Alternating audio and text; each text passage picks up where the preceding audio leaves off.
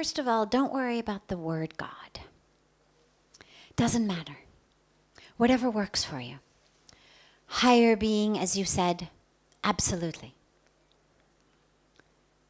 Soul, spirit, love. It's all God. So don't worry about that. You know, as a mother or a father or a husband or a wife or whoever it may be, that you've got a loved one. If that loved one calls you something other than your name, a baby can't say mom or dad or anything and just says blah, blah, blah, blah, blah, blah. You say, look, look, look, he's saying mom. Right? Kid's saying nothing. Kid's babbling. Look, look, look, he just said dad. Doesn't matter. Doesn't matter what word they use. One says mom, one says mommy, one says mama. One says something else. One says honey, one says sweetheart, one says darling.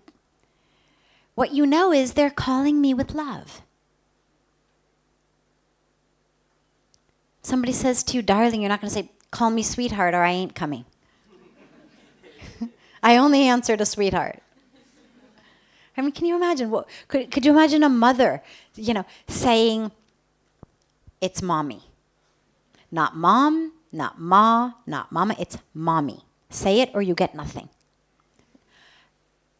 So if we as humans are capable of understanding that someone's calling us with love, regardless of what name they use, surely God is. So don't worry about the name. Whatever feels comfortable to you. Then, you came, as you said, for yoga, but mostly physical. But spirituality has hit you like a ton of bricks, which I love, because one of the questions that comes up so frequently in here at big yoga conferences, all over, is, does it bother you that so many people do yoga only for the physical benefit? And I always say no, because the power of yoga is so strong that regardless of what people get into it for, if they do it sincerely, it's going to touch them. Just like meditation.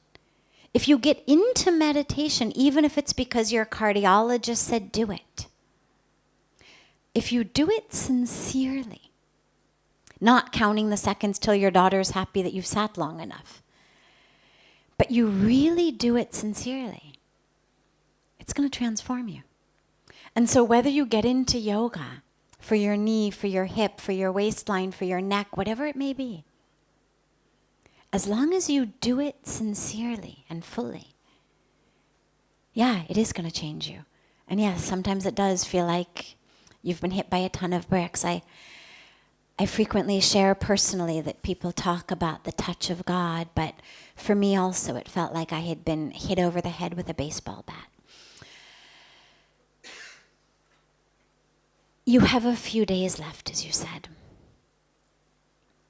A few days is a lot of time. A lot of time. Huge transformations can take place. There's no one right place to start, except deep within. Because here's what we do know about transformation, about anything powerful. It has to touch you very, very, very deeply while it's happening in order for it to last. So people come and they have deep and beautiful experiences of peace, of joy, of oneness, of spirituality, of connection. Go back and say, my peace left me as soon as I got home. My joy left me as soon as I got home. And what that means is, if that happens, it means that the peace and the joy was not very deep while you were here. It means that it was the same sort of peace and joy that one would get from just being on holiday, not having to punch a time clock, not having to do the things we do in our day-to-day life that cause stress. if that's where our peace comes from, yeah, it's going to dissipate as soon as you get back.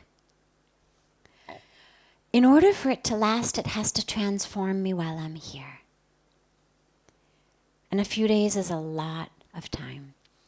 So what I would say is, focus on allowing yourself to be broken open while you're here.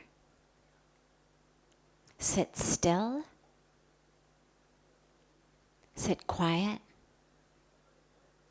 Allow Mother Ganga to work her magic.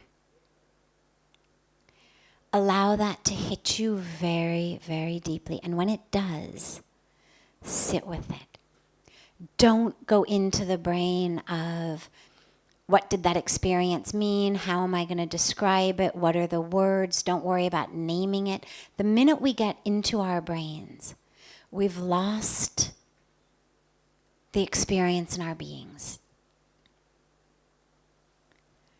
And so in these days, allow yourself to be transformed. Allow yourself to let go as you sit on the banks of Ganga, as you breathe. Allow before your eyes, behind your closed eyes or open eyes, either way, to come before you all of the stuff that you are holding on to, all of the stuff that you identify as. Your history, your identities, your relationships, all of the stuff that keeps you stuck. Some expectation that you have of someone, some grudge that you have, some pain from the past, some way of identifying that keeps you stuck. I'm not good enough, I'm not smart enough, I'm not pretty enough, I'm not rich enough, I'm not this enough or that enough. Any way that you identify. Or the flip side, I'm the best, I'm the smartest. Because interestingly, we're stuck both ways. The ego works the whole spectrum. So any of those identities, let them go. Literally, breathe them out to Ganga. Take her water in your hands and just, with each breath, breathe them out into the water and offer it back to her. Take another handful of water. Breathe something else out into it. Offer it back to her. And allow yourself to just do that, and do that, and do that. As I said last night, you're here for a reason. You don't have to know what it is, but she knows. All you have to do is stay open, and stay still, and stay courageous. So that when that's happening, as that happens, we don't run away inside. A lot of times what happens as we're having those incredible experiences start to begin is the ego panics. It just panics. It happens in meditation sometimes. I'm going to die. I've had people ask me literally, will I die in meditation? It seems like I'm going so far. I asked Puja Swamiji this actually one time, because in meditation for me a lot of times the breath gets so still that it seems to have stopped. And in that moment, I would find myself bringing my awareness back to the breath, just to make sure that it was still going.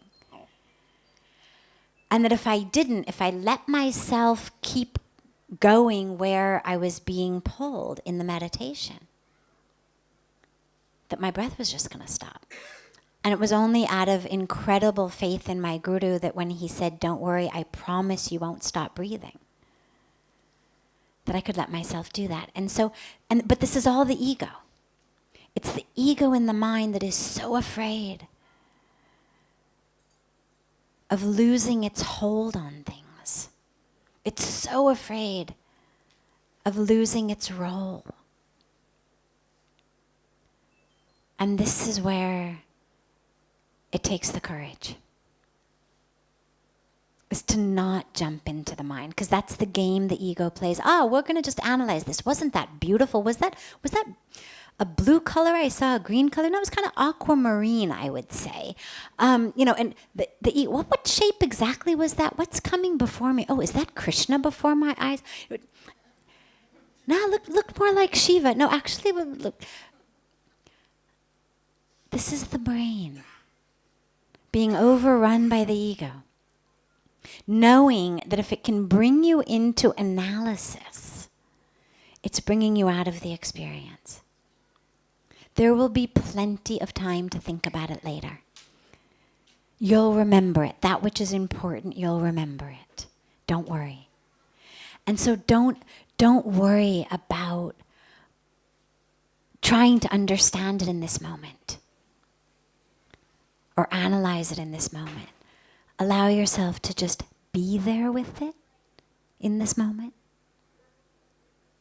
And Ganga will take care of the rest. Yeah. And before you go, we'll talk about what to take back and how to go back. But for now, don't think about going back. Think about the days you've got here left.